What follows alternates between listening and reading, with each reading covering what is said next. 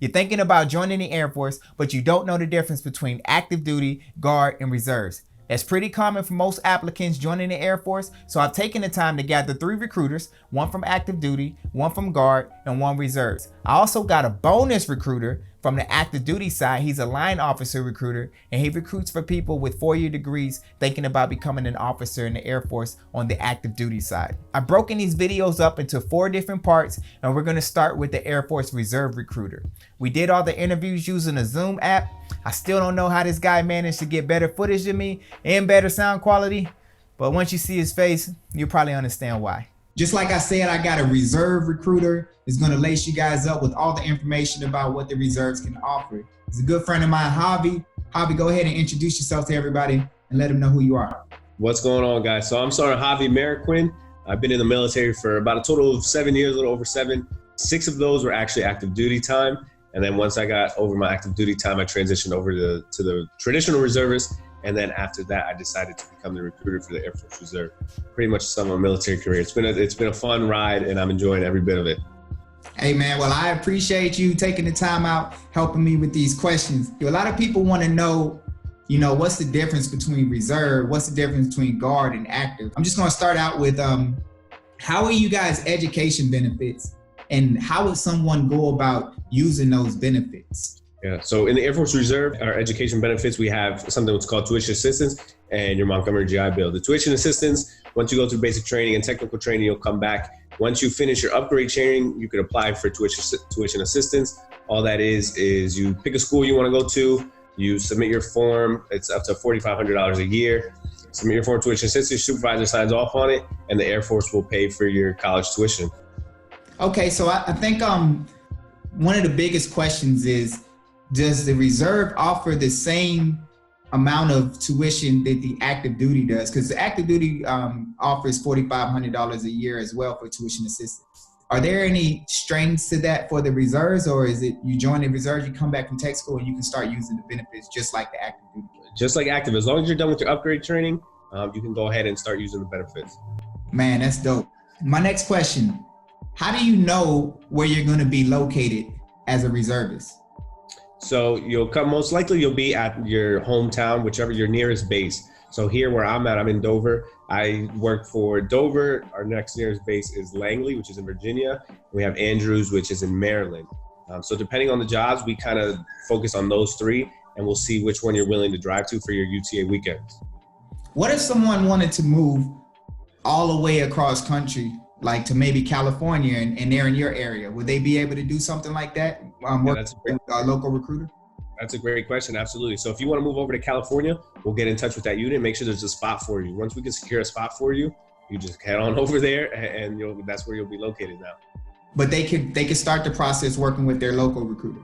Yes, so you can start the process with me, and then let's just say, life happens and you decide you want something new, you want to get out of your hometown, you want to go over to California, you don't want to lose any time in service, we'll definitely reach out to that unit and make sure there's a spot for you. All right, my next question is going to be, what is your job selection process like? Yeah, so our job selection process, you'll take your ASVAB before you come in here, and hopefully, you score really well, you'll take some time to study. The higher your test score, the more job opportunities you'll have, and the better job opportunities. So obviously you want to be real high, you get a nice long list. Obviously, if you don't do too well, not to worry, we'll still find a job for you. But hopefully you score well enough that we can find a job that you want to do, you'll enjoy doing. That's the biggest thing. Okay, so my biggest question, in the active duty side of the Air Force, they have these things called aptitude areas or open jobs, where basically someone can go to basic training and not know the job that they have until they get to basic training and they figure it out there. Does the reserve have anything like that? So the Air Force Reserve is not. Before you go to basic training, we'll lock you into a certain job. So once you take your ASVAB, we'll kind of compare both of them, your ASVAB scores and what you qualify for. And then we'll kind of match them up, and then you pick the job you want, you'll go to basic training, you know what you're expecting, and you can kind of do your homework on the job that you'll be doing. Okay, and my last question about the job process. Does the reserve base, do they have all of the same jobs available that the active duty can offer? No, so unfortunately, the only difference active duty, they can send you anywhere, wherever the Air Force needs you and where that job needs you. So at our base, let's say you were to go to Dover, for example, you'll see what Dover needs, and then we can kind of pick and play from there. But going back to what we said earlier, if they wanted a specific job and wanted to move to where the job was available, you could work them and then get them sent to a base where that job is? Yes. Yep. It's not a problem at all. If you're looking to do, be a mechanic on a certain aircraft and you want to go to California, like I said, we'll call over there, make sure they have a spot for you before you go over there, and then you'll be loaded once you go. Awesome. All right, next question. How much do you guys travel? So for us, travel as far as job-wise or leisure? As far as like the job, how often does the job make you travel? Yeah, so I've been a reservist for over a year, and a lot of the things are voluntary. So if you want to travel, if they have, certain TDYs or certain, annual tours, you want to do it somewhere else, it's all voluntary. But as far as making you go, I haven't really dealt with that situation. And from what I hear and talking to other people, if you want to go, they'll look for an opportunity for you to go travel. So it's totally up to you, depending on what your lifestyle is and what you have going on. All right. My next question. What did you guys pay like? Yeah. So for the Air Force Reserve, so you'll get paid for a total of 4 drill periods. So one day you'll come in Saturday and Sunday. Obviously the schedule will be out, so you already know when you're coming in. And for one day, it equates to 8 hours, which is 2 drill periods. Every 4 hours is a drill period. So you get paid for 4 drill periods, depending on your rank. You can look it up. You can do some research. Just Google Air Force Reserve pay chart. You can look it up, and you'll get paid for 2 days of work. You'll get paid 4. That makes sense. Okay. And it kind of brings me to my next question. You're saying they're getting paid for 2 days of work. How often do they actually have to work? Say good night to my baby. So you come in 1 week in a month, 2 weeks out of the year, and we can plan out the whole entire fiscal year for you, so you can plan out your real life, your social life, your work around our UTA weekend. So you come in Saturday and Sunday for that month, and you get paid 4 drill periods. Wow. That's nice. You want to join the Air Force Reserve there or something? All right, so for my last question, Javi, in your opinion, why would it be beneficial for someone to join the reserves versus the Guard or versus active duty?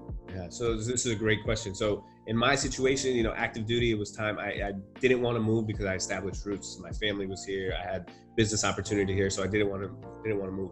But I wanted to continue serving, and I needed the medical benefits. So that's when I looked into the Air Force Reserve and the National Guard. And ultimately, I chose the Air Force Reserve, but it was the best thing for myself and my family, being able to stay local, but continue to serve on the weekends that I had to. And I still had all the great benefits that it offers. Awesome. Is there anything else that you wanted to add? Anything special that you wanted to say? No, I mean, honestly, all 3 components are great. I've dealt with the active duty and the reserve side, not too much the National Guard, but definitely do your homework. They're all 3 great. Look what's best for your lifestyle and your life and your family, ultimately what's best for you. And it'll ultimately, whichever component you decide to go to, it'll be the best decision you ever made. All right. Well, hey, Javi, once again, I appreciate you taking the time out of your busy day. I know you got the baby in the background. You got off the beach, you said. So I appreciate you taking your time, taking this call, and answering all these questions for the. Yeah, absolutely. Again, thanks for having me. All right, no problem.